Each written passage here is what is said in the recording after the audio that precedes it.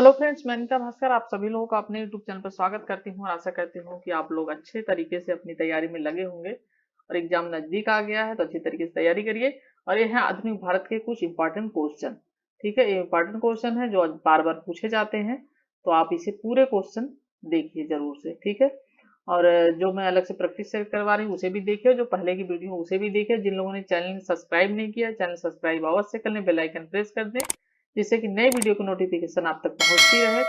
और पहले की वीडियो जिन लोगों ने नहीं देखी वो जरूर से पहले की वीडियो देख लें, आपके बहुत ही क्वेश्चन वहां से कवर हो जाएंगे। ठीक है, हिस्ट्री और सिविक्स दोनों में लेक्चर वीडियो भी हैं और क्वेश्चन आंसर की हैं, जो भी है सब देख डालें बिल्कुल, और अपनी तैयारी जो है जोर शोर से करें। ठीक है, तो फर्स्ट क्वेश्चन है, शुरू करते हैं। लाइक जरूर करिएगा अगर वीडियो पसंद आती है, कमेंट करिएगा अवश्य। ठीक है, तो फर्स्ट क्वेश्चन है, मुगल सम्राट द्वारा नियुक्त बंगाल का अंतिम गवर्नर कौन था? तो कौन था अंतिम गवर्नर? मुर्शीद कुली खां अंतिम गवर्नर था। ठीक है, डिटेल देखते हैं थोड़ा। और मुर्शीद कुली खां थे और इसने राजधानी ढाका से मुर्शिदाबाद स्थानांतरित की थी। और मुर्शीद कुली खां के सर्वप्रथम 1727 में फर्रुख सिंह द्वारा बंगाल का अंतिम गवर्नर नियुक्त किया गया था। किसके द्वारा? फर्रुख सिंह द्वारा। ठीक है, दो तीन मेन पॉइंट है, इसमें आपको याद रखना है। दूसरा क्वेश्चन है, निम्नलिखित में से कौन सा युग्म सही सुमेलित है? ठीक है, कौन सा सही सुमेलित है?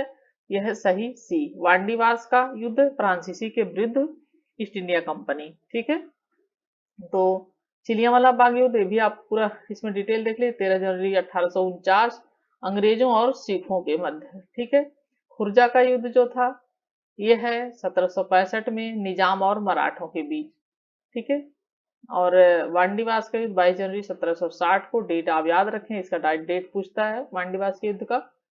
और फ्रांसीसी सेना के मध्य तथा बक्सर का युद्ध, ये अंग्रेज और फ्रांसीसी सेना के मध्य हुआ था वांडीवास का युद्ध। और बक्सर का युद्ध हुआ था 22 अक्टूबर 1764 को बंगाल के नवाब मीर कासिम और अंग्रेज कैप्टन जो था हेक्टर मुनरो के मध्य हुआ था। ठीक है, चलिए थर्ड क्वेश्चन है, मुर्शीद कुली खान ने ढाका से अपनी राजधानी कहाँ स्थानांतरित की थी? तो मुर्शीद कुली खान ने, अभी हमने पहले क्वेश्चन में भी देखा था, तो उसने मुर्शिदाबाद। ठीक है, और फर्रुख सिंह ने उसे नासिर जंग की उपाधि प्रदान की थी। और मुर्शीद कुली खान को दक्षिण भारत का दो चीज आपको इस क्वेश्चन में से देखना है। नासिर जंग ने जंग के उपाधि से भूषित किया था फर्रुख सिंह ने, मुगल बादशाह जिसने उसको बनाया था अंतिम गवर्नर।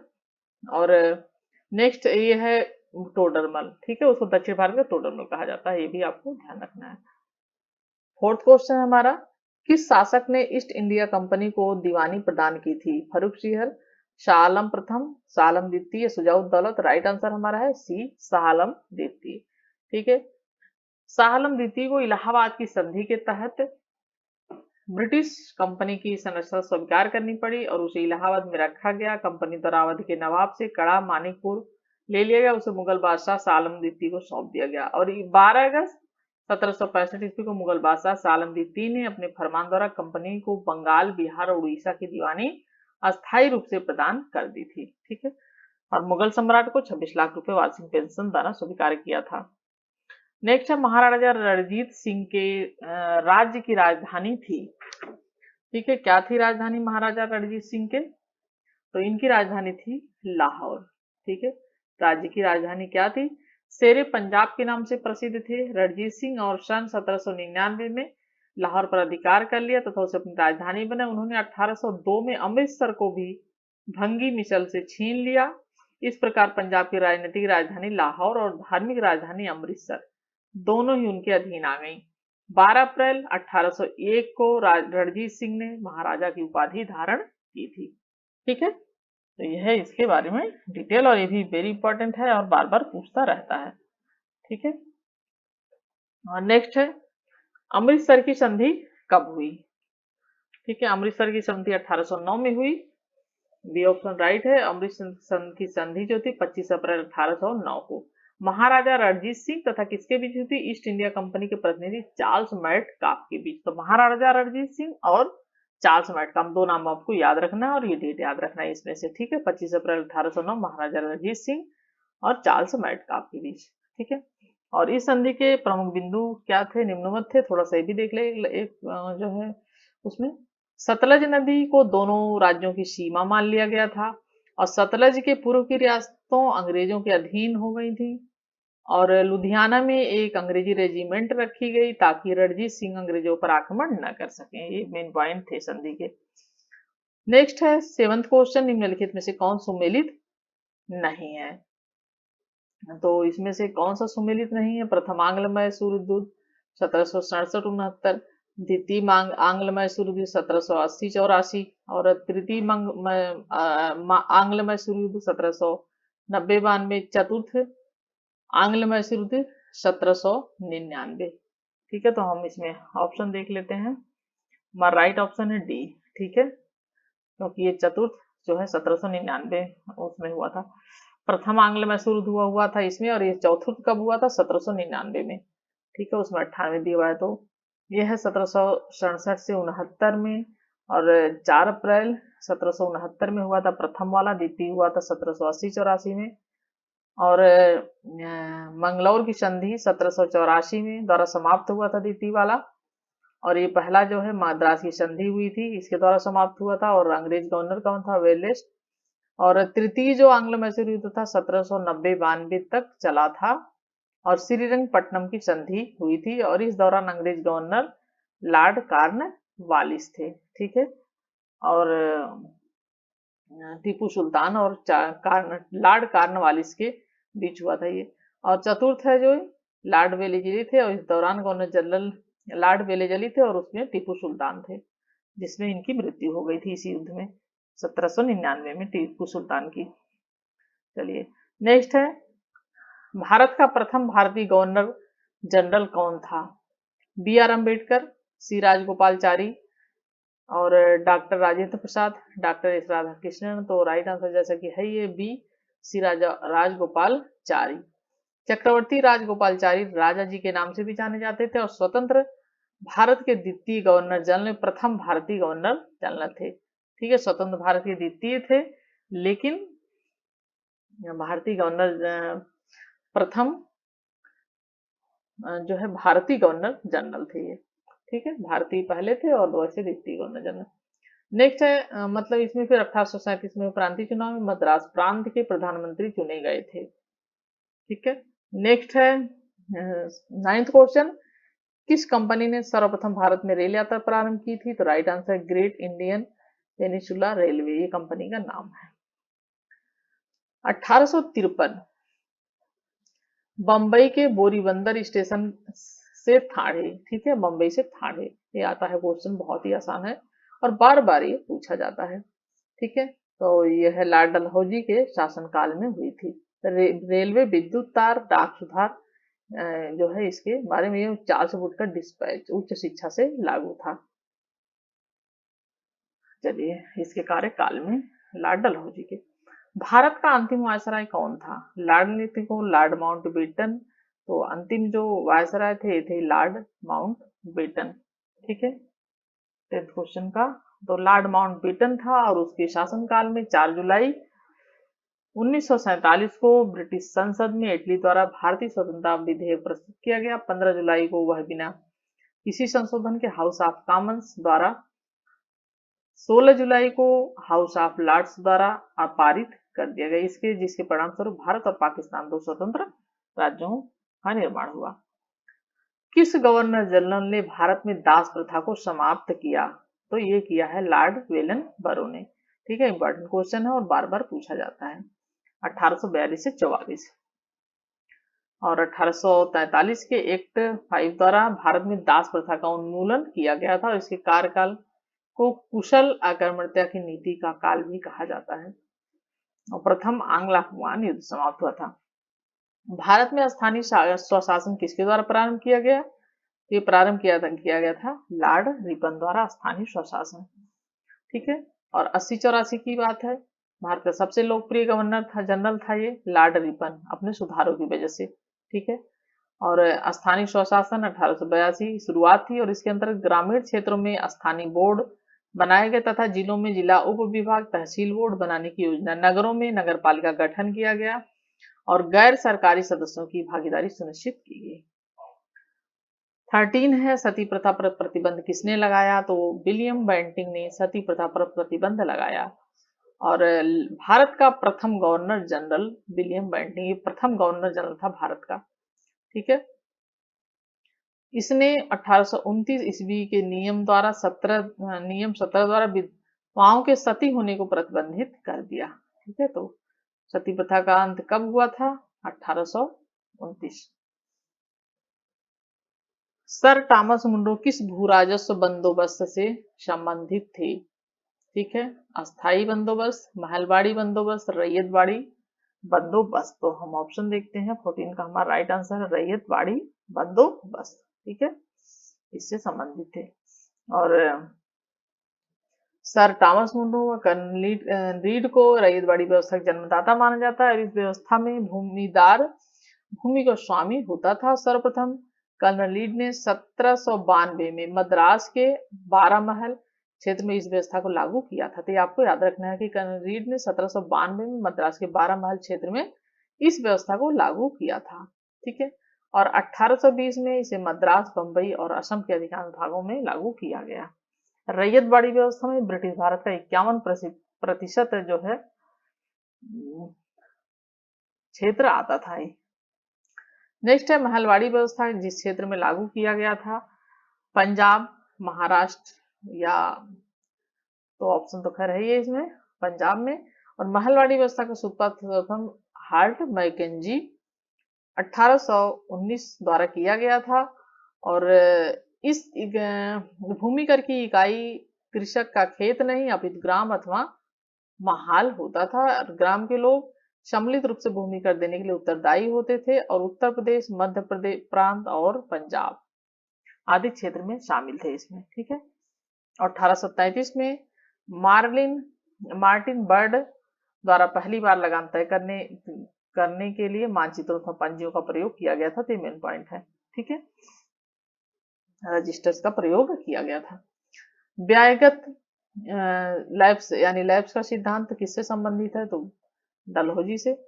और व्यापगत का सिद्धांत, राज्य की हड़प नीति को लॉर्ड डलहौजी ने लागू किया था। और भारतीय राजवाड़ा अपना उत्तराधिकारी गोद नहीं ले सकता था इसके अनुसार, जैसे कि झांसी रानी की रानी के साथ भी उसी तरीके से हुआ था। सहमति प्राप्त न होने की स्थिति में उसे ब्रिटिश राज में विलय कर लिया। जब व्यापक सिद्धांत के द्वारा विलय किए जो थे, इसका क्रम लगाने के लिए पूछा जाता है। तो आपको ये याद रखना है, 1848, फिर उसके बाद दूसरे नंबर पे जैतपुर 1849, फिर झांसी 1853 और नागपुर 1854। तो आपको क्रम लगाने के लिए इसमें क्वेश्चन मिलेगा, अक्सर क्रम लगाने के लिए ही पूछता है ये। तो ये आपको क्रम याद रखने हैं इसमें। ठीक है, इसमें संभलपुर भी है और भी जो है सब, थोड़ा सा एक बार इसे रिवाइज कर लेना आप। 17 क्वेश्चन है, भारतीय स्वतंत्रता आंदोलन का सरकारी इतिहासकार कौन था? आरसी मजूमदार, ताराचंद, बीडी सावरकर, तो एस सेन। ठीक है, ये थे इतिहासकार। और 1956 में सुरेंद्र नाथ सेन इनका पूरा नाम है। क्वेश्चन 1857 के भारतीय स्वतंत्रता आंदोलन के इतिहास को लिखने को कहा गया था 56 में, और इस संदर्भ में लिखी गई उनकी पुस्तक 1857। ठीक है। और एम एस सेन के अनुसार 1857 का वजह धार्मिक आंदोलन के रूप में आरंभ हुआ था, किंतु इसका समापन स्वतंत्रता संग्राम के रूप में हुआ। और सूची फर्स्ट सेकंड सुमेलित करना है इसमें। और ये बहुत ही इंपॉर्टेंट क्वेश्चन है, आपको इसको अच्छी तरीके से रिवीजन कर लेना है। ठीक है, ये जो भी क्वेश्चन है ये आधुनिक भारत के बहुत ही इंपॉर्टेंट क्वेश्चन है। सारे क्वेश्चन अच्छी तरीके से रट लीजिए, इसमें से क्वेश्चन आने की 100% संभावना है, चांस है। ठीक है, और झांसी, तो झांसी रानी लक्ष्मीबाई थी यहाँ से संबंधित। और लखनऊ, ठीक है, लखनऊ बेगम हजरत महल, झांसी रानी लक्ष्मीबाई, और कानपुर अजीमुल्ला खां, ठीक है, और फैजाबाद मौलवी अहमदुल्ला शाह। तो हमारा राइट ऑप्शन हो जाता है ये। और ये आपको थोड़ा सा ये भी पूछता है, विद्रोह का दमन करता कौन कौन कहाँ कहाँ से किया, तो ये भी क्वेश्चन आ सकता है। तो झांसी की रानी लक्ष्मीबाई थी, लेकिन यहाँ का कौन था विद्रोह का दमन करता? जनरल हुजूर ने दमन किया था। और बेगम हजरत महल जहाँ थी लखनऊ से, colonel Campbell. Kanpur Azimullah Khan, colonel Campbell था यहाँ पे भी, और कर्नल नील था यहाँ पे फैजाबाद अहमदुल्ला शाह। ठीक है, ये आपको क्वेश्चन बहुत इंपॉर्टेंट है, आपको ध्यान रखना है, किसी भी एग्जाम में पूछा जाता है। भारत का पहला समाचार पत्र कौन था? तो ये मैंने पहले भी क्वेश्चन कराया हुआ है, बंगाल गजट। और जेम्स 1780 जेम्स अगस्त हिस्की द्वारा, ये आपको याद रखना है, हिस्की द्वारा। और किस भाषा में है? अंग्रेजी भाषा में, ये आपको याद रखना है। और पहला समाचार पत्र था यह। साप्ताहिक पत्र था, ये भी याद कर लीजिए, जिसका प्रकाशन कलकत्ता से होता था, ये भी आपको ध्यान रखना है।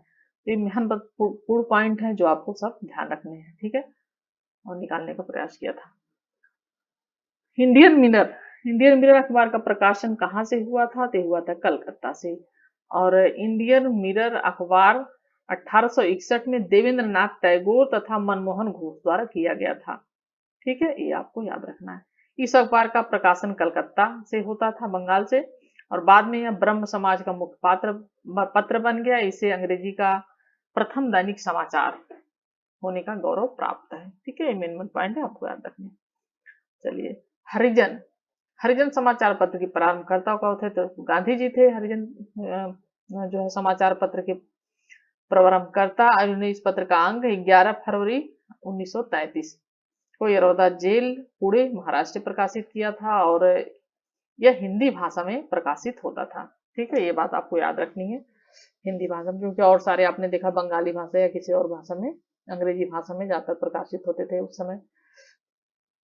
इसके अतिरिक्त गांधी जी ने गुजराती भाषा में हरिजन बंधु, ये हरिजन बंधु किस भाषा में? गुजराती।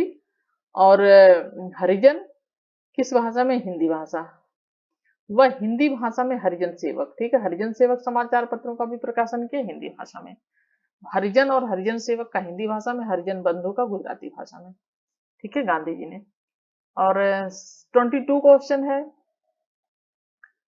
समाचार पत्र प्रारंभ करने वाला व्यक्ति कौन कौन है? तो ठीक है, तो ये है बॉम्बे क्रॉनिकल, इसके संपादक कौन थे? फिरोज शाह मेहता। और कॉमनवेल्थ एनी बेसेंट थी, बहुत ही आसान है ये तो। और लीडर ये थे मदन मोहन मालवीय। और सर्च लाइट सच्चिदानंद सिन्हा से। तो हमारा राइट आंसर हो जाएगा, हम मिलाएंगे तो हमारा राइट आंसर सी, ठीक है। बॉम्बे क्रॉनिकल फिरोज शाह मेहता, और न्यू इंडिया और कॉमनवेल्थ, ठीक है, कॉमनवेल्थ तो आपने पढ़ ही लिया, न्यू इंडिया भी ध्यान रखिए, ठीक है। न्यू इंडिया और यंग इंडिया पूछ लेता है, तो न्यू इंडिया कॉमन जो है इनकी है, एनी बेसेंट की। और जो यंग इंडिया है वो गांधी जी की है, ठीक है, इसमें कंफ्यूज नहीं होना है आपको। यंग इंडिया किसकी है? वो यंग इंडिया जो है वो है गांधी जी की, ठीक है, यंग जो ही ये है गांधी जी की, तो ये आपको ध्यान रखना है, गांधी जी। और जो न्यू इंडिया है और ये है एनी बेसेंट की, ठीक है। चलिए, और नेक्स्ट क्वेश्चन देखते हैं।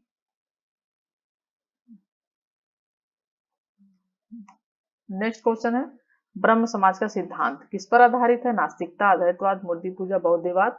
यह अद्वैतवाद पर स्थापित है ब्रह्म सिद्धांत, ठीक है। 20 अगस्त 1828 में राजा राम मोहन राय कलकत्ता में की गई थी। हिंदू धर्म का प्रथम सुधारवादी आंदोलन माना जाता है।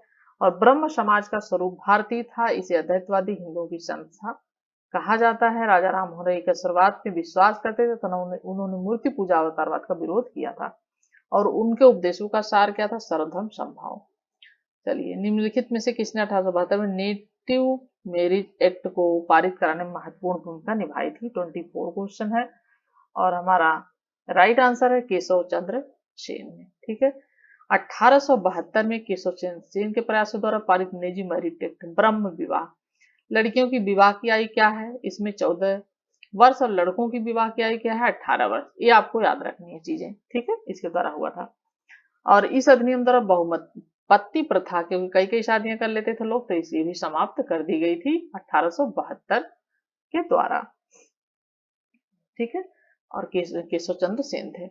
निम्नलिखित में से कौन एक सही सुमेलित है? भारतीय ब्रह्म समाज, लाला लाजपत राय बिल्कुल नहीं, तत्वबोधनी सभा, सत्यशोधक समाज, देवेंद्र टैगोर। सत्यशोधक समाज तो है ही नहीं है इसमें, तो the servant of India society, Gopal Krishna Gokhale, तो डी सुलेमित सुमेलित सही है। और रनाडे के शिष्य गोपाल कृष्ण गोखले सर्वेंट इंडिया इसकी स्थापना की थी। और देवेंद्रनाथ टैगोर ने तत्वबोधिनी सभा की स्थापना की थी। तो तत्वबोधिनी सभा की स्थापना की थी देवेंद्रनाथ टैगोर ने। सत्य शोधक समाज की स्थापना किसने की थी? ज्योतिबा फुले ने की थी। तो यहाँ पे है ज्योतिबा फुले दिया हुआ, लेकिन ऊपर नहीं है, तो ये ज्योतिबा फुले ने की थी सत्य शोधक समाज की स्थापना। ठीक है, तो ये आपको थोड़ा सा मिला लेना है। चलिए नेक्स्ट है, और भारतीय ब्रह्म समाज की राजा राम मोहन राय हैं। चलिए नेक्स्ट है, रामकृष्ण मिशन की स्थापना किसने की थी?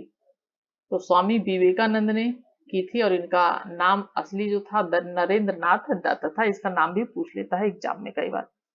ठीक है, असली नाम क्या था इनका। नेक्स्ट है, चलिए इसे थोड़ा सा डिटेल देख लेते हैं।